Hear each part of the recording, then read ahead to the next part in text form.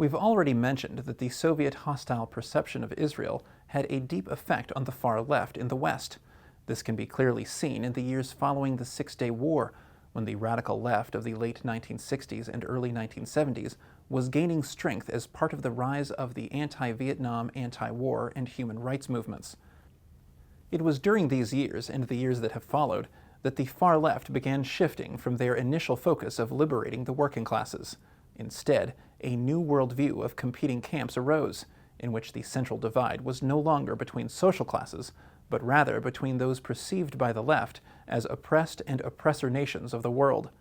As part of this shift, anti-imperialism became an absolute principle. Following the communist narrative, and in correlation with the ongoing Israeli-Palestinian conflict, Israel was increasingly perceived as a key site of this imperialist system, becoming the ultimate oppressor, and Zionism was equated with racism and fascism, and even Nazism. There's a worldview which splits, well, look, it says keep your eye on the ball, right? Keep your eye on what's important.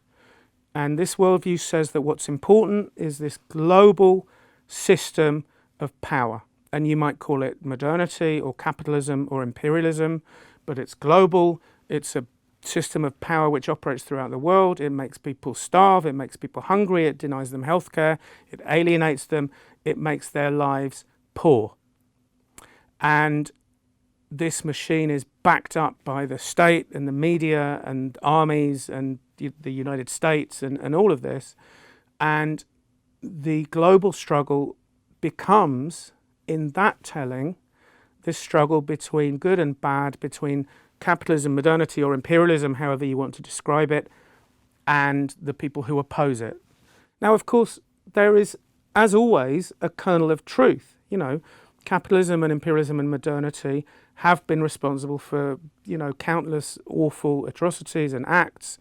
And, modernity is also a story of slavery. That whole story, you might ask me, how do the Jews fit into this? How does Israel fit into this? And that would be a good question, because there's no reason why Israel should fit into it.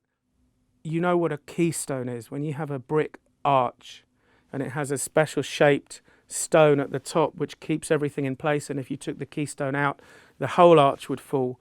I think there's a temptation for people to think about Israel as the keystone of the system of global imperialism. People do it in a whole number of different ways. They kind of think of Israel was called the guard dog of America's guard dog in the Middle East, or the idea that Israel pioneers technologies of surveillance and oppression, or the idea that what Israel does now, everybody else will do later.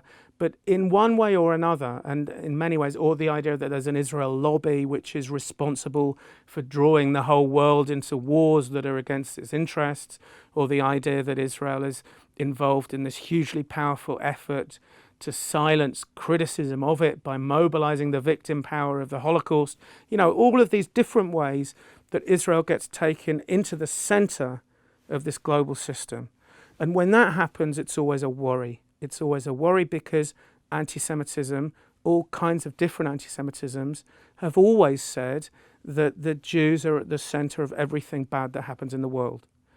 Anti-Semitism has centered the Jews.